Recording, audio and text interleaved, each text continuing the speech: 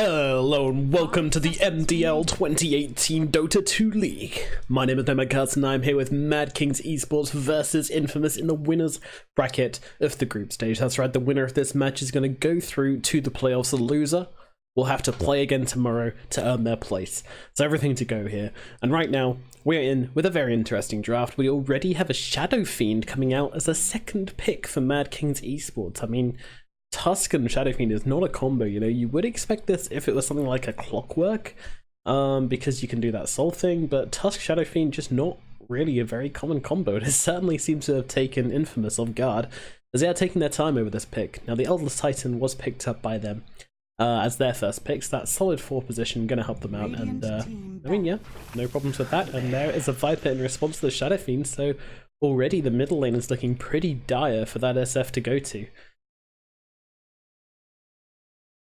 Infamous do really like playing with the Viper as well, so no surprises there, but especially versus a Shadow Fiend, it's just double as sexy as a pickup. 10 seconds remaining. Nice, sexy pickup. That's what we're using. That's the kind of adverbs, adjectives we're on now. This is where we've gotten to. We've had a day. We have had a day. There we have a Morphling ban from Mad Kings. I mean, I can't help but feel they're trying to put together some kind of strategy. I mean, it's super unusual to see a Shadow Fiend picked up this early. It really is. And I'm wondering if they're going to pay for it. I really am. I mean, already. Elder Titan's a great hero versus Shadow Fiend. Viper is a great hero versus Shadow Fiend. And Tusk and Shadow Fiend don't have combos. They don't work well together. Like, admittedly, Shards is very nice. Gets you some raises. But Snowball is just an awful spell to combo up with a Shadow Fiend to be honest. Well, I guess it's okay. You can get them close and then get those raises in. But I don't know. It's odd, if you ask me. But what do I know, hey? I'm just a lowly scrub. Eating into their reserve time on the side of Infamous, though. Do need to be careful of this. Don't want to be lasting throughout too quickly. And there's the Juggernaut ban out. Again, like these bans and picks are very strange. I guess the Juggernaut works pretty well with the Shadow Fiend. You know, the Dark Presence of the Dark Lord combos very nicely with Omni Slash. And between them, they also output a lot of physical and magic damage. So if you build BKBs, you've still got a lot of the physical damage to deal with. If you build magic, like pipes and stuff, and you still got the physical damage.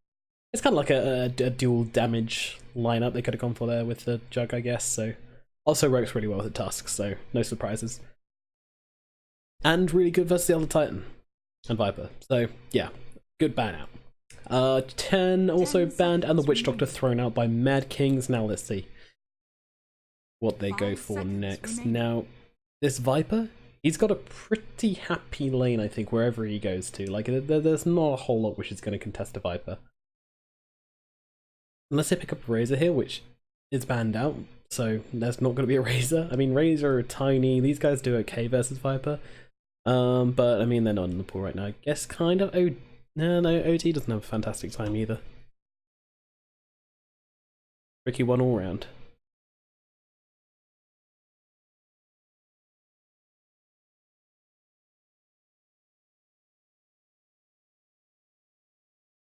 Mad Kings, what have you got? 1 minute 20. I mean, yeah, reserve time is important. Yeah, it's quite a long wait for this game. But there weren't any penalties, thankfully, so full reserve time for both teams. But yeah, we saw Infamous taking the game over Lucini, and they took it in a 2-0. I'm pretty happy about that. Mad Kings, they've just come out of their series versus T-Show. And actually, they did struggle a bit. I mean, we had a 70-minute game, and the last game was a bit of a stomp, but yeah, the 70-minute game really must have taken a lot out of them, because, I mean, it was a loss, and they've been playing a lot of Dota today. Infamous, meanwhile, they got a big, long break, so you always got to take that into account. And there's the Ancient Apparition out from Mad King, so I kind of see what they're going for here with that amplified magic damage from the Ice Vortex, so combo that up with a Shadow Fiend magic damage. And he's going to be hitting pretty hard. I'm wondering if he's going to be going for the Yule Scepter this game. Might be the case. 10 seconds remaining. Although not fantastic versus Viper because of the corrosive skin, of course. 5 seconds remaining. Now, Infamous, how do they respond? I mean, surely they will just want to choose like laners who can pretty much be happy on their own, and get yourself a nice roaming 5 in there. Something like a Rubik, something like a Disruptor, even if he's still in the pool. He's not, he's actually banned out. I mean, the Bane would be the prime example, but of course he is first ban in SA. SA love Bane. And there you have it, the Rubik. Boom, hit me up. Next coach. I can be a drafting master. Honestly, my calls have been on point today. I'm actually disappointed Mo Farah's not here, because I could be wiping the floor with him. There you go. You got the Rubik, you got the Elder Titan, fantastic combo, and these two can just go roaming and they can just punish the Shadow Fiend, and that is the aim of the game. And I'm wondering what Mad Kings have in store for dealing with this. One thing to note, the Bounty Hunter still is about. It would be incredibly greedy for Mad Kings to go for that. In fact, no, they couldn't go for that. They got the A and Tusk already, so do ignore me there. But I don't know, it could have been an option for someone that didn't get banned out, but alas, it's no bounty today. So Mad Kings, what is the plan? You pick up this early Shadow Fiend. You got 3 heroes which are pretty good versus Shadow Fiend. Clearly Infamous are playing into the Shadow Fiend's hands, and now you pick up the Phantom Lancer. This is actually a really strong kind of laning and fighting hero. He's got an escape, he's got an Spirit Lance which is spammable, he's fantastic in the lane really. Well, not fantastic, there are better. His kill potential is pretty low, like he doesn't output loads of damage, just a Spirit damage harass. Oh, okay. And there's a Terrorblade from Infamous, so pretty obvious what they're looking to do here. However, I don't like the Terrorblade pickup simply because, as I was saying before, you want to enable your Rubik and your Elder Titan to roam around and achieve the things they want. And if they've got to babysit this Terrorblade, they're not going to be able to have the freedom to go to any lane. They're going to have to leave someone here to babysit him. That's the Omnilight ban from Mad Kings.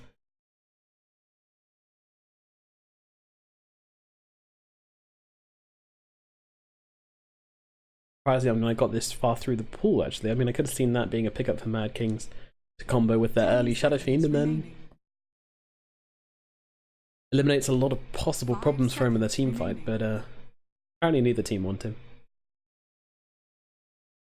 But yes, Infamous looking for their offlaner, as are Mad Kings. So the Pit Lord's available. We've got Pit Lord, we've got Tide Hunter still in the pool. I mean, Bristleback is actually a not terrible option. Okay, the Puck, of course, yeah, the Puck. Oh yeah, actually Bristleback is terrible versus Tusk, but maybe Mad Kings. It's not really good versus Rubik either. It's just not a good hero right now. But I mean, I feel like Bristleback is one of these heroes which just is so bad in the current meta. Like, you want your offlaners to basically kind of get some XP, be a bit of a sponge, be a punching bag, hold back a little bit, and just get XP where they can, get gold where they can. It's okay if they die a bit. The offlaner is brutal right now. And Bristleback doesn't thrive in that situation, but there comes out the Pugner from Mad Kings. This is very weird to me. This is an offlane Pugner, so I've seen it before. Seen it the same amount I've seen an offlane Bane, which unfortunately was a thing. Very interesting draft from Mad Kings, and drafting strategy especially. Going for the Shadow Fiend this early, and then it's just been picked against time and time again.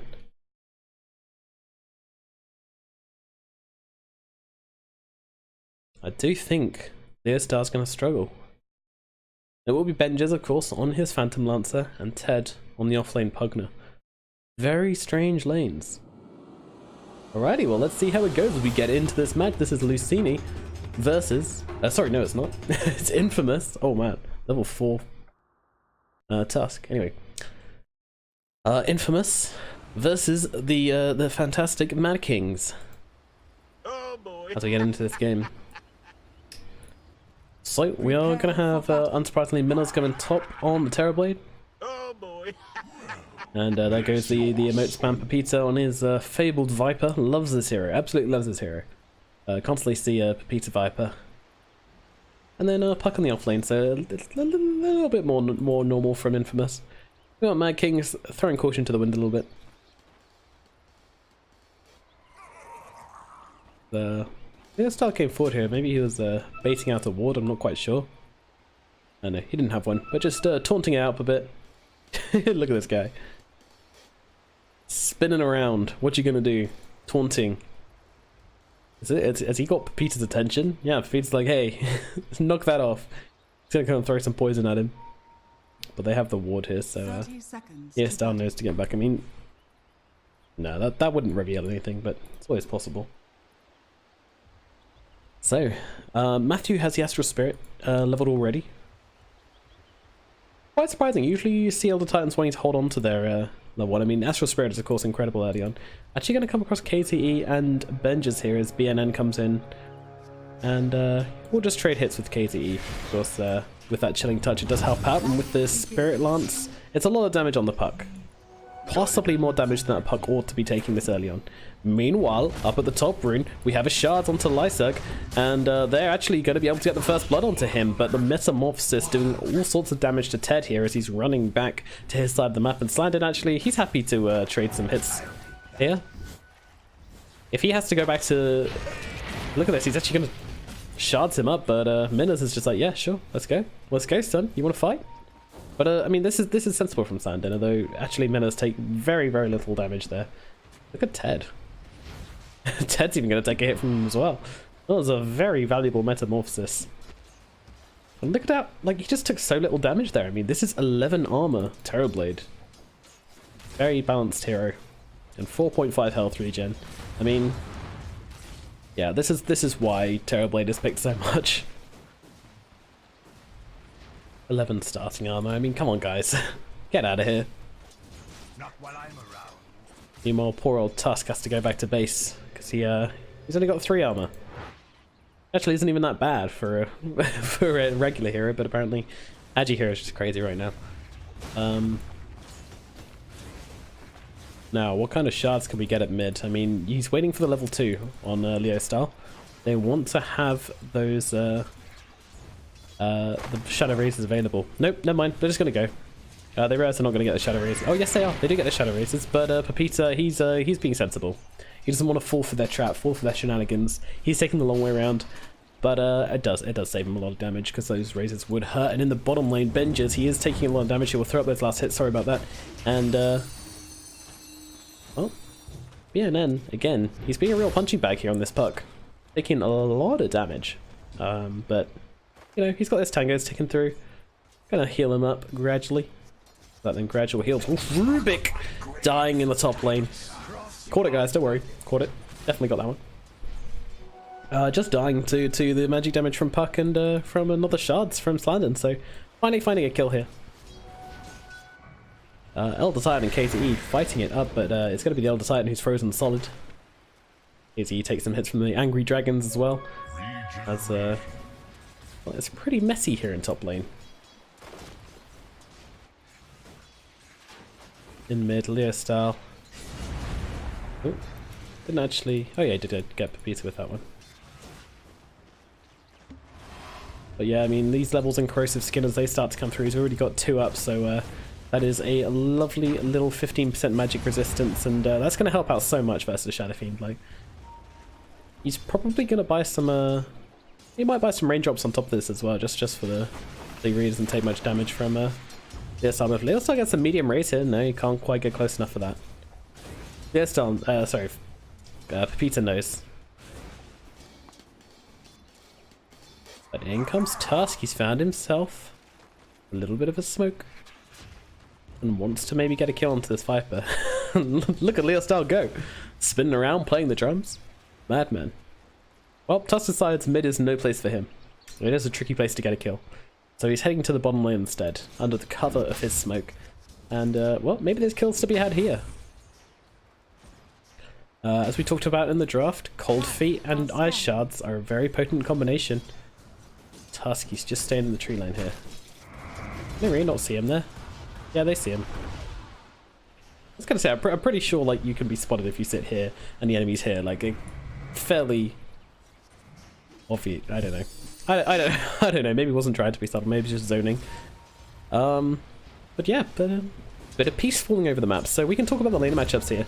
As leaving a Pugner alone versus a Terrorblade, I mean, I think Pugner's pretty fine with that. He's always got that Decrepify to be able to dodge some of the meta damage. And he's going to be constantly throwing out the Nether Blasts just to deal the damage. I mean, of course, he's got all that ridiculous amounts of armor.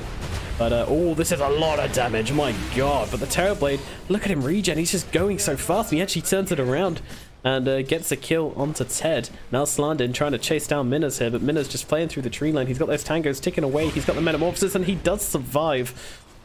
Gaben, please. 15 armor. I mean, good lord.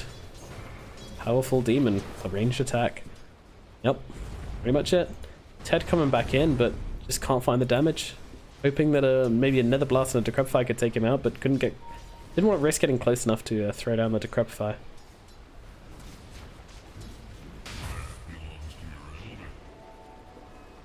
So, Puck just popping to salve here in the bottom lane after taking a bit of harass from Benjas and KZE. Oh, top lane, it is going down once again. Ted struggling to get out of this one. He actually gets slept up, and that Decrepify will run off, and he gets taken out. And Lyserg, well, he's doing pretty well for himself. What a killing spree. 3 kills on this Rubik right now. Jesus. Lyserg the Destroyer. Well, net worth, I mean, we really do see Infamous looking very strong. Oh, Pepita, though, in the middle lane could be in trouble. Could this be the kill they're looking for? Well, they managed to take down the Shadow Fiend just before Pepita falls, which will give Pepita the XP advantage in that little trade-off. Slander, meanwhile, can't find the clarity, cancel, or the entrapment with the shards there, so that won't be a kill. Lyserg's just too careful for that. He won't fall for your petty tricks. Meanwhile, BNN farming up some creeps. Got the two no talismans, so he hits pretty hard.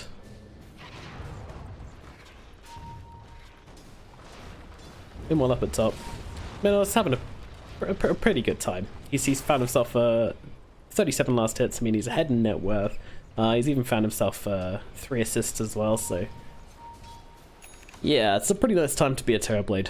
Infamous looking fairly comfortable at the start of this game, and I mean, those last hits. Benjas is giving chase, and Shadow Fiend's not too far behind, so it's by no means a stomp, but yeah, definitely winning lane phase. Ooh, didn't manage to dodge that that Spirit Lance, which kind of hurts him a bit. Meanwhile, Shadow Fiend just using that shrine, killing some creeps in the jungle. Oh, top lane, it is going down though. Looks like they can find the kill Rubik. No, they can't! The damage coming in from the Terrorblade kills Sladin. And they just can't catch a break in this top lane. Infamous are completely ruining this top, I think. I mean, Pugner's doing okay. That's a weird thing, like Pugner's doing alright.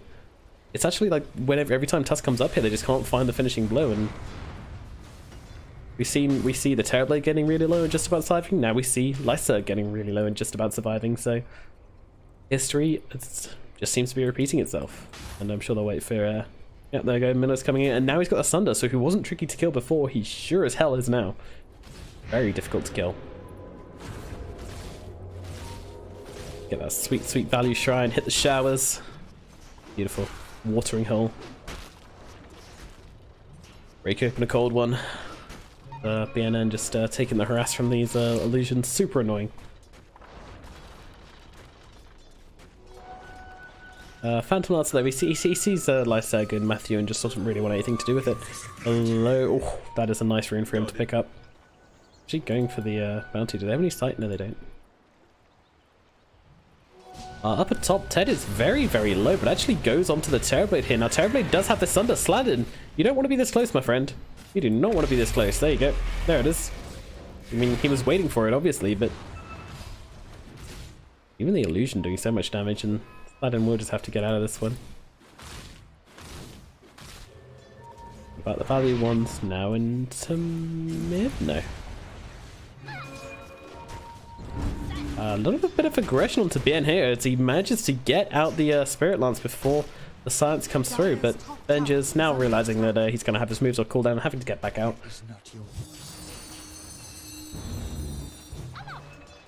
There you go, nice little dodge there. Finding his technique. And Matthew spots Leo style farming here, and it's actually going to see the tide camp. Probably will want to take it with that Astral Spirit just to give him a bit of damage. So here we go. Now he can get two people in the stomp at the very least, and it is going to be the Shadow Fiend going down thanks to the scouting from Matthew. KZE TPing into this one. Not sure he wants to do that. There's Pepita turning around. KZE thinks he might be able to get a bit of damage onto Pepita, but it's not enough to bring down the slinky poison man. Getting the value by dropping his items. Always just makes me kind of clench up a little bit every time I see someone do that. Oh, okay, it's fine. Always get a little bit nervous. Spam down that Nether Blast. I mean, that's the problem with Pugner offlaners. At the moment you leave it, yes, tower's going to start taking hits like no tomorrow.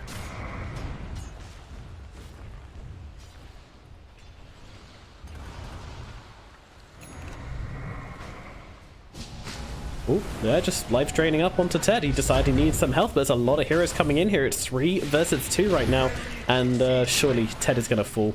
As Infamous pick up another kill in this top lane. Mad King is starting to struggle.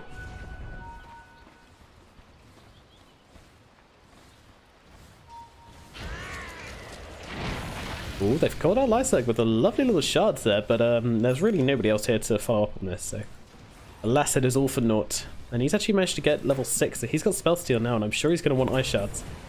And rolling forwards onto the illusion, though they haven't caught the real one, as oh no, that is a lot of damage coming to the Terrorblade, but he does find the Sunder as always, and doing the damage to Ted, but Ted with the life drain is keeping him alive, and the Pugner does win that little battle, but does go down in the end. Meanwhile, Matthew coming in, dealing the damage, and takes down Slandon. And Matthew with the double kill was also able to find a kill onto KZE just at the start of that fight, so now Pepita's here. Just wants to keep this catapult alive. Will do so successfully, and that'll give them pushing the power they need to maybe take down this tower. Though Tusk is coming in, does throw out those shards, but Pepita not one to be scared away so easily. Although maybe the ice shards may cause him to back out, and can they get the deny in time? Nope, catapult's gonna get it. That's awkward. He's even considering going here. That little penguin flying along the ice. Meanwhile, Minos, he's finding more farm. We'll throw it over to the net worth now. We're hitting that 12-minute mark, so. And, well, unsurprisingly, it's a 3 cores from Infamous way out in front. Benji's doing his best to keep up, but unfortunately he's just not there right yet. When he gets this Diffusal Blade, he may be a bit of a threat. That is going to be the item he's working towards. I'm glad to see he's going for that and not for a Battle Fury or something. Though maybe they could use the Battle Fury this game. Hard to say, although the Diffusal is actually really good versus Viper. I mean, he's one of these heroes. He doesn't have a big mana pool, yet he really relies on his mana, so. Yeah, really good hero to get Diffusal against. Meanwhile, Puck, he's going for the Veil of Discord. I do like that. Veil of Discord is just a great item on Puck. Increases all of his magic output damage. And that's basically what you want from a Puck early game. Matthew, they've managed to find the Phantom Lancer here, and with that stomp he is going to be able to get the Doppelganger away. Can they find the right one? My god, look at the damage to the Puck here, but now with the Waning Rift they do find that kill. And also maybe a tower with it as well. So Infamous 4k advantage at the 13-minute mark. It's looking quite convincing for them as things stand right now. Dire's top tower is under attack. Let's just have a look at this graph. As yeah, pretty much a slight advantage at one point for Mad Kings, but not enough to comment on. So basically a very good laning phase for Infamous all round, and now they're just capitalizing on it. You know, at top though, we will see Ted trying to do his best to take down this tower, but Matthew is waiting. What is he waiting for? Is he going to go for the Astral Spirit and stomp? Yes, he certainly is. And that is a lot of damage. Throw down the Esper as well. I'm not even sure they need the Viper for this. I think he's got this, but he does have the life drain, but there comes in Lyserg with the lift as well, keeping him down, and does get that kill. Although KZE and Slandon are here as well, but able to split the pack here as Matthew and Lyserg separated like the Berlin Wall. Very sad. Tragedy, I might say. Ian just kind of have some shards thrown in his face, and not intimidated by the presence of the Shadow Fiend. Cool. presence of the Dark Lord, I guess I should say. I haven't really talked about Leah's style a hell of a lot. He didn't have a fantastic lane, as you say. Like, when you pick up the Shadow Fiend this early, it just doesn't really, like, you don't find the space that you want, but he is going for that Yule Scepter, and he's not going to be too far before he has it. My question is, though, like, you have a Puck, you have Rubik, and you have an Elder Titan. These are all heroes which can stop, ruin your combo, so... I don't know. Seems risky to me. Going for the Yules. The magic damage in combination with the AA is also really nice though, so that's always that. And the Pugner as well, actually, with the Decrepify. So yeah, there's options to get that magic damage going out of control. And now he'll always have the mana to throw out raises, which is really nice.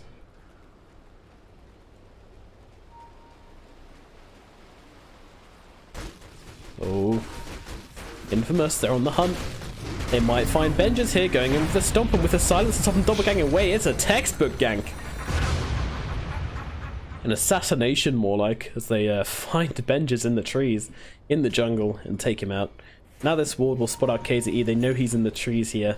I'm wondering how they're going to punish it. Well, an Astron on his face will do the job, but now the coil onto the other two. BNN looking to get the kill onto the Pugner here, but can't quite find the damage to finish him off, and there is a Shadow Fiend here. The miss uphill as well doesn't help things out. He does actually, punching that Rubik in the face. Meanwhile, we have the ultimate onto Matthew, and is able to find that kill. Now fighting it with Pepita, but he's in the poison. He does go down, and well played. It's actually called by Matthew. As Infamous, even then, it wasn't looking promising at the start, but they did manage to turn it around and find the kill onto the Shadow Fiend and the Pugner, and of course the AA at the very start as well. So just a fantastic rotation so far. AA Blast going to come through onto the Puck. It's a fair amount of damage, but just enough to force them back. I don't think they would have gone for more anyway. Now that we're looking around the Roshan fit, might as well talk about who can actually do Roshan this game, and the unfortunate answer is pretty much nobody yet. These teams don't really have a Rosh potential as it stands. I mean, maybe if they get a medallion on Mad Kings, they can think about it with the anti-armor from Shadow Fiend and a Solar Crest or something from Pugner. Oh, sorry, from the Tusk would maybe be better, but he's going for a Blink, so no, they're not really thinking about Rosh right now. And to be sure, it's not what they want. KZE getting caught out. Ted, he's trying to get that life drain off, and he is doing a bit of damage to Matthew, but not really enough, and he's just going to get annihilated by Pepita and by Minos. Yep, Slander goes down as well. This is really sloppy from Mad Kings, just getting caught out all over the map, and Infamous are taking full advantage of that. I feel like game one is quickly slipping out of the hands of Mad Kings. AA Blast going to come through, lands on 3, but is it going to stop the high ground push? No, it is not. I mean, this is a Terror Blade with Dragon Lance, Yasha, Power Treads, 17 minutes into the game, and they're going high ground. They don't care anymore. 9k net worth, 17 minutes. I mean, this is bad. This is about as bad as it gets. The razors thrown out from their style. Just going to clean up them creeps. And Infamous, they've done what they wanted. There were some nice shots onto Pepita, but really, what can you do, especially with Matthew there, to throw down that stump to cover the retreat of the Viper? And nicely done there by him, just helping out his teammate a bit. And Pepita just gets rid of those shards as well, so that's a free 90 gold. Beautiful. It's a shame, because Slander did do a lot of work earlier on in his Tusk, but now he just seems to be the classic Tusk scenario when you can't really make those kills by yourself anymore. In fact, you can't make those kills full stop with anybody.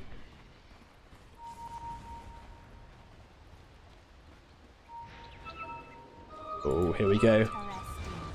Mad Kings, they're looking maybe to go here. They're a little bit split up, a bit awkward here, as Tusk will break the core, but he was in the snowball, so it doesn't matter. And punching up that Rubik, it opens up with a kill for Mad Kings. Can this finally be their fight? Well, Pepita has managed to take down that Pugner in the backlines at the moment, but actually the Pugner bites back. TP's to the shrine and is running down through the backlines. And we'll run back into its base. A little bit weird. Then that was all without their Terror Blades, so Infamous, they got jumped on, they lost their Rubik and immediately turned around and killed the Pugner, and it was just a really messy fight from Mad Kings, you know, like they knew where Infamous were because they were chasing the Shadow Fiend, and they still didn't really organize themselves properly, I would say. And cancelling the blink onto Puck does have the Requiem, but didn't really want to use it for a Puck because he might dodge it. And Leostyle actually going to where the orb is, and now a punch as well, and they do find the kill onto the Puck, but now the turnaround as Peter comes in. Rubik is here with the lift. Can they kill the Shadow Fiend? Yes, they can. Pugner, can he survive this? I'm really not too sure as he drops as well. Infamous doing work, punishing every single move that Mad Kings makes, and it's really difficult to see how Flandin's going to get out of this one. I mean, he's got a blink. He can use Snowball and blink. That is one way to do it, but with the Astral there, that's going to cancel that blink. Really, really nice from Matthew to be predicting that. That was beautiful. He knew exactly what he was trying to do. He placed down that Astral, and then that just meant that Puck the Tusk couldn't blink away. It cancelled his blink the moment he came out of the Snowball. No blink for you. Well, I talked about no Roche, but when your Terrorblade's got a Manta and a Dragon Lance at this stage in the game, they certainly can do Roshan. As he starts taking chunks out of them, Peter will come and offer his 2 cents, which is Nether Toxin.